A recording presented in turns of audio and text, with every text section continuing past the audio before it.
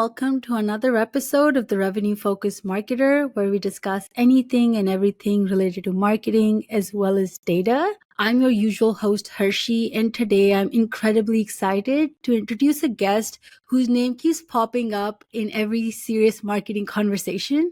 She's a powerhouse when it comes to marketing strategy, leadership, and coaching. So, welcome to the show, Amber. I'm so thrilled to be here, Hershey. Thank you for having me. And what a great name you have. We're so excited to have you here today. Just a little bit more about Amber. She has spent decades helping organizations grow through strategic marketing, demand generation, transformation initiatives. And she's currently the marketing expert as well as the founder. And she's running her company that's called Far Beyond Marketing. So, Amber, before we dive into everything that's super serious in marketing, what's one non-marketing thing that you've been geeking out on lately? One non-marketing thing that I've been geeking out on. Okay, so I am a forever learner. I always want to be the student in the room. So I just finished reading the Mel Robbins book, Let Them, and it was absolutely life transforming. Oh, So I wow. am a total audiobook geek. Every time that I get an audiobook credit pop up on Audible, I'm like, what am I buying now? So totally geeking out on Audible. I'm also a coffee snob. So I am always down for a nice hot cup of coffee. Yeah. So anytime someone wants to talk nerd, talk analytics, and drink a cup of coffee, I'm your girl. Perfect. I just had my cup of coffee, so I'm so sorry I can't join you for another one, but love that we have that in common. And let's start diving deeper into our topic here today. Before we go into the nitty gritty of marketing, I do want to learn more about your journey. And for our listeners here, how has your journey really been and what kind of brought you to, starting your own company and kind of being this expert in marketing? Yeah, my journey began from the school of hard knocks. We grew up very, very humbly. My father is a tradesman and my mother actually had 3 business degrees. And so they were entrepreneurs. My grandparents were also entrepreneurs. So I guess you could say it was kind of in the blood. So Yeah. I grew up really appreciating freedom and really valuing business and the power that business brings to people, families, organizations, and really just economics as a whole. So I grew up in a family business where performance was everything. And so learning how to make the phone ring, learning how to collaborate with other people, understanding the nuances of working with people that you might not like. You might have to love them because you're family, but you might not like them. This is just part of it. So Yeah. that was a big part of my early journey, and then actually pivoted over to music for a while and lived in Europe for many years and loved training and singing and experiencing just the worldwide culture that there is. I think it's so important to appreciate other perspectives and other cultures and how business impacts us globally, not just here in the US. Definitely. And then I had the privilege of starting my own business back in 2013 and selling it to private equity. And so after a stint in private equity and understanding the benefits and value of private equity, I really wanted to bring my holistic experience back to entrepreneurs and help them to achieve their goals. So that if the goal was to go from, a great startup company to form independence for a family, fantastic. We can help you do that. Or if the goal is to get you from 6 figures to 7 figures, let's get you there. Or if the goal is to prep you and your systems for an acquisition, we can do that too. So I think really having the background of understanding business and the whole evolutionary process that a business goes through from startup to acquisition is what impacts the way that my team and I do business today and how we serve others and coach them and setting up their market. That's wonderful. Thank you so much for sharing your journey and giving so many details. It's great to kind of, really learn about you and what kind of led you to, being where you are today. I was really intrigued by the Europe travel. I love traveling myself. And what was maybe, your favorite country? And I would say, what was the, maybe a perspective that most people in America sometimes don't think about that you gained just by, your travels? Okay, so favorite countries plural, because I cannot pick just one. I feel that. Right? Let's see. I fell in love with the cities of Budapest. I thought it was just a wonderful time. I also loved Prague. So Those were great experiences for me. Also, really enjoyed Jerusalem, spent some time there in Israel. Experiences that Americans don't appreciate. I think in the West, we are conditioned to work, work, work, and then die, constantly achieving, right? Yeah. I don't think there's enough perspective on balance, on Mhm. introspective attentiveness to who we really are, our unique voice. I think there's a lot of imposter syndrome, especially when it comes to the business world. From a global perspective, what I learned from my travels was that everyone has value, that there are intrinsic ideas that lead into the nuances of business that we should stop and pay attention to, that it isn't just a 9 to 5 grind, that there is beauty, that there is art, Yeah. that there is culture, that all of these things feed into not just what we do, but how we do it. And the Italians have a saying, when I was seeing opera in Italy, the Italians have a saying called the chiaroscuro, which means the light and the dark. And you need the Mhm. balance of both. And so I think when you have that balance and you appreciate that, it bleeds into the rest of what you do. And that's what we try and do at Far Beyond. We really want to support our clients in such a way that we appreciate the good with the bad. I mean, we tell our clients what not to do in terms of marketing as much as we tell them Yeah. what to do. We're like, hey, you don't want to do that. Don't do that. Spend your money. It's not Yeah. worth it. No, I love that. I think that's such a huge important aspect. I for my own personal journey, it wasn't until I decided to be a digital nomad for a bit that I realized like there's so much more out there in the world that you want to explore. Like there's so many different cultures. You can learn so much by just, changing your environment. And in the US, sometimes it's hard for us to kind of, see outside that little bubble. Not a little one, but the big Yes. bubble that we're kind of It living is in. a bubble. Yeah, Yeah, it is, yeah. right? Yeah. Yeah. So I kind of love that, you've put yourself out there and you've got the opportunity to really see different perspectives because diversity, just not just in terms of like, different places, but also diversity in thought is so important, especially when you're building constructive teams and teams that are kind of built for success, right? Hugely important. I mean, diversity of team is so important. We have team meetings every week. I have about 20 people that are in our Mhm. company right now. So we're a small company, right? But everyone in our company has a voice. And we have I love project that. meetings, project manager meetings, where we really dive into the details of what our clients' current needs are and any bottlenecks, et cetera. But then we have a team meeting every week. And Mhm. every single person has a voice in that team meeting. We're going to talk about the problems. We're going to talk about the solutions. We're going to gripe. We're going to bitch, like whatever it is. But I encourage everyone on my team to bring their unique voice and perspective to the table. I love that. I think that's so important just to, get those unique opinions. It really helps you expand and grow and like kind of grow outside that bubble. So I have a lot of respect for that. I think since you have been in this space for a while now, what would you say, what's changed the most since those early days when it comes to God. marketing? Oh my gosh, I'm going to date myself a little bit here. So, when I was doing marketing early on, print was one of the biggest ways that you did marketing, right? It was this thing called the Yellow Pages. I don't know if people remember this, but it was this big fat books, right? The phone number, Uh, right? The phone numbers. Yes, exactly. And so we were huge into print. So, but that really impacted the way that I strategically chose how to market, because print is not dead today, Mhm. irregardless of what people say.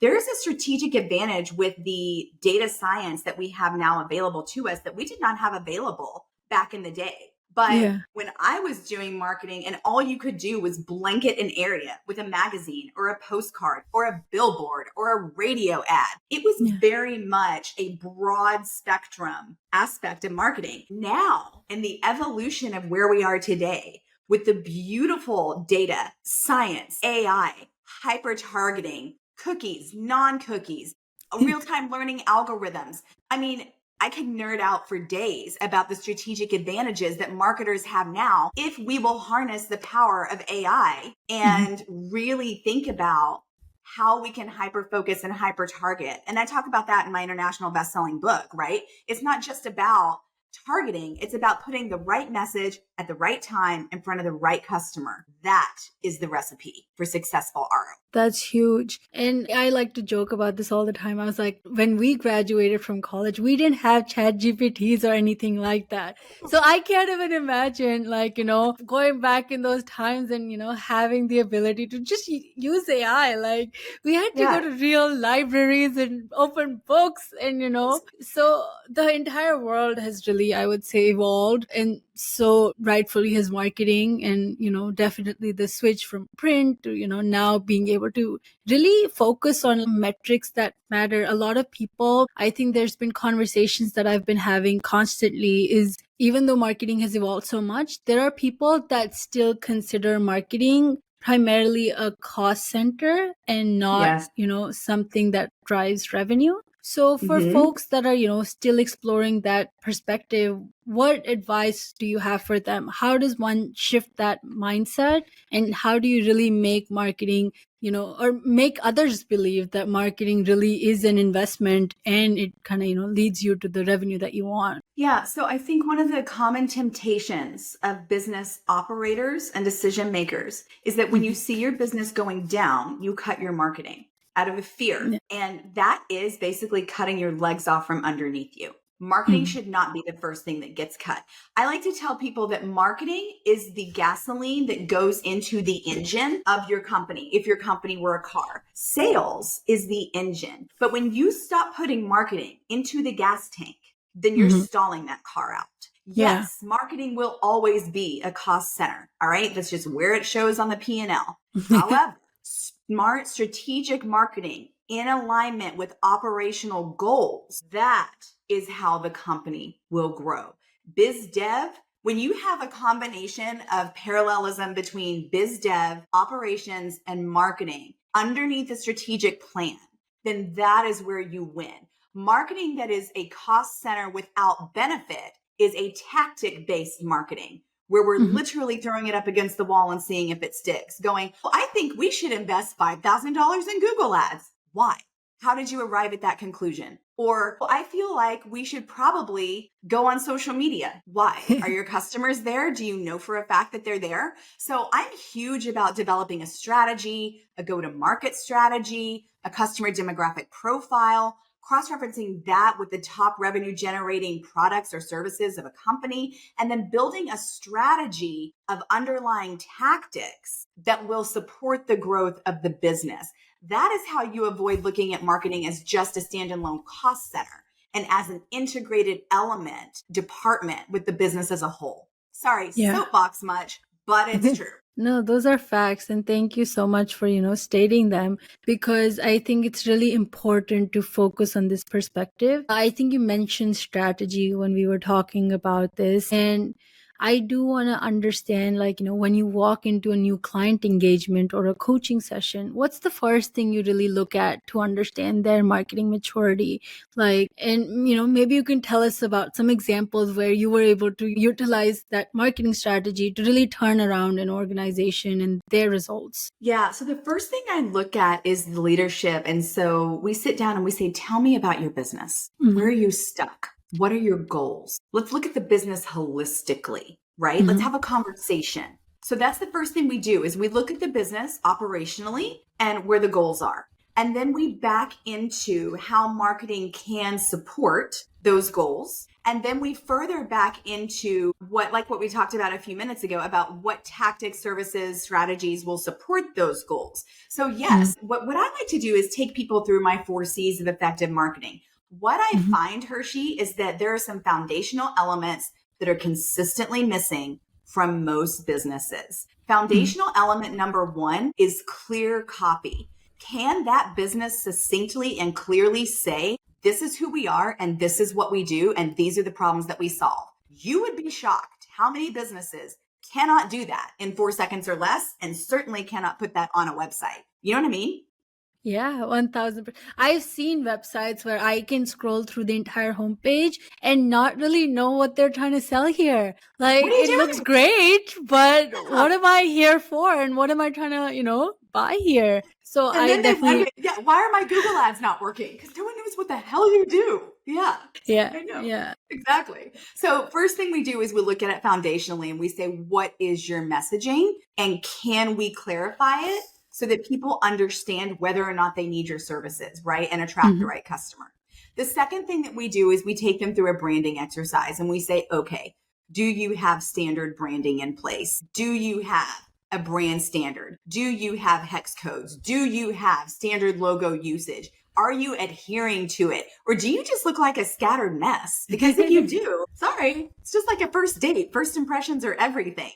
Yeah. No, not dating a slob. Sorry, it's not going to happen. Your company can't look sloppy. Make sure Mhm. you're buttoned up and you look really, really good.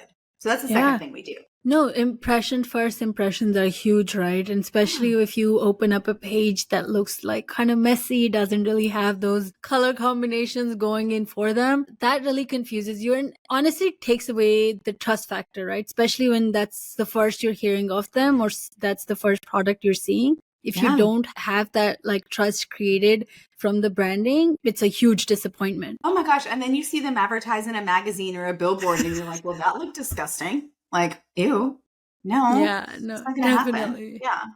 The That's very third thing we important. do is we take them through the customer demographic. We say, okay, who is your customer? And it's not who you think it is. Just because you say we serve these customers, these are the people that love us, unless you're backing that up with a financial statement that is showing that those customers are buying the products and services that you're selling, that's not your customer. The customers are the ones that are buying from you. So the key is to align your call to action, your products and services, and your marketing to those ideal customers so that you can get more of those ideal customers because birds of a feather flock together. Yeah.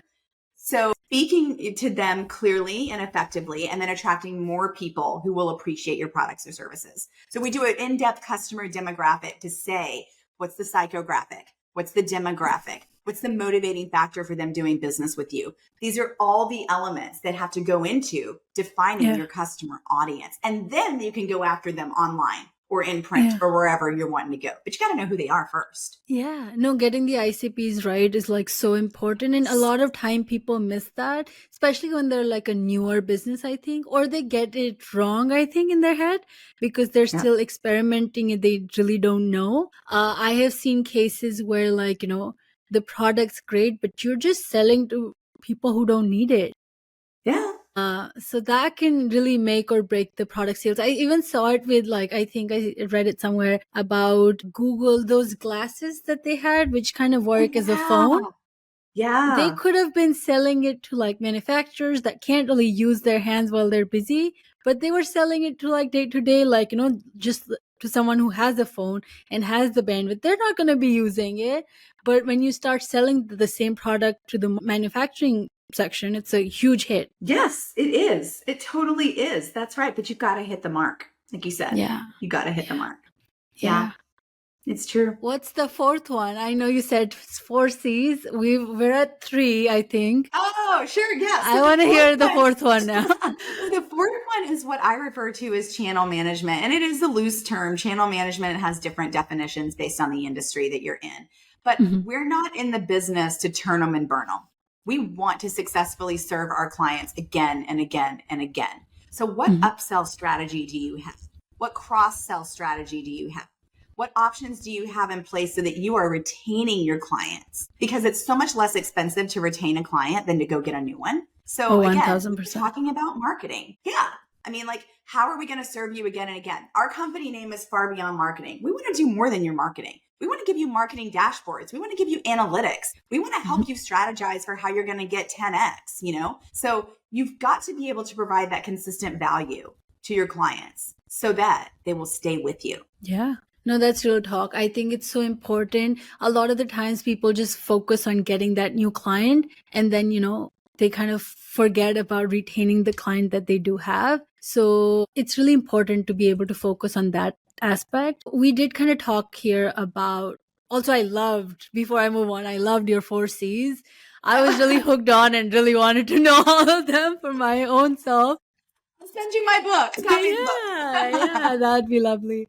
I'd love to, like, I'm definitely hooked and do want to learn more in depth for sure. I think talking about the last aspect we did here, you mentioned analytics and, like, going beyond just marketing and adding those dashboards, getting the analytics that you need. So I don't know if you know, but Dig Growth, we're really into marketing analytics, right? We're utilizing AI to really do that. We want to eliminate the need of having data analytics or like data scientists kind of on board in teams with marketing. We want to be, think chat GPT, but now you can just really get all those results for Love your it. analytics. So all those dashboards, you don't even have to create them anymore. You just get snippets from the dashboards that already exist based on your data.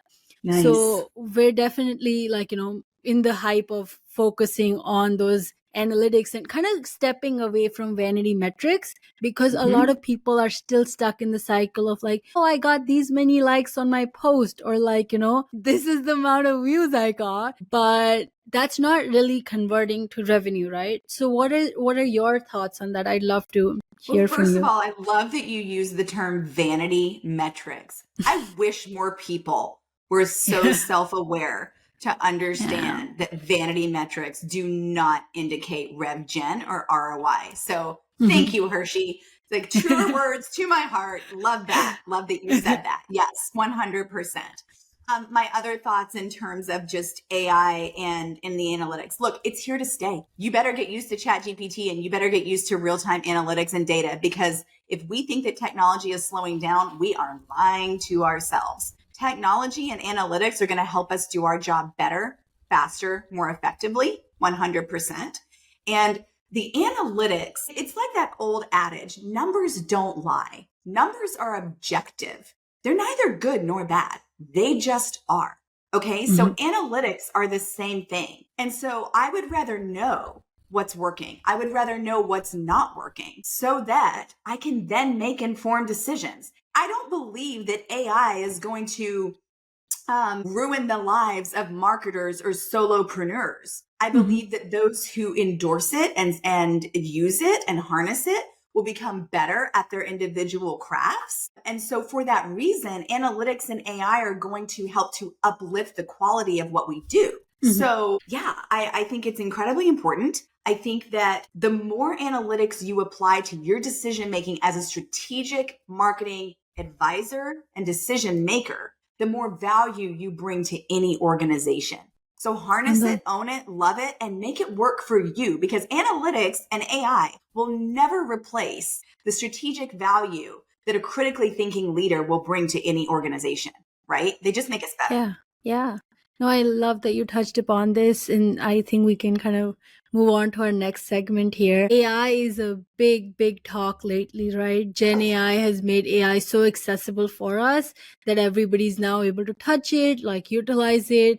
A lot of people are still scared, and of course, there's so much uncertainty when it comes to protecting your data, where it's being used, and the ethical concerns are real. But Yes. for a lot of people, they are still hesitant, like especially like SME business owners, still Yeah. scared to experiment with technology and specifically AI, right? So what Yeah. advice would you have for people who are just starting out with technology? Well, one advice I would have is for your lights not to go off in the middle of your podcast because your office doesn't think that you're here. Sorry about that. I would say partner with someone that you can trust. You don't need to Mhm. be rogue in this, and you don't need to go it alone. There are plenty of people out there who can support your goals, your vision, and to help you to embrace AI at the level of your own comfort. So, yeah, I would say make a list of ways that you think that AI is going to help your company, and then network and find someone that you can discuss it with and feel comfortable partnering with, and then Yeah, integrate it at a pace that you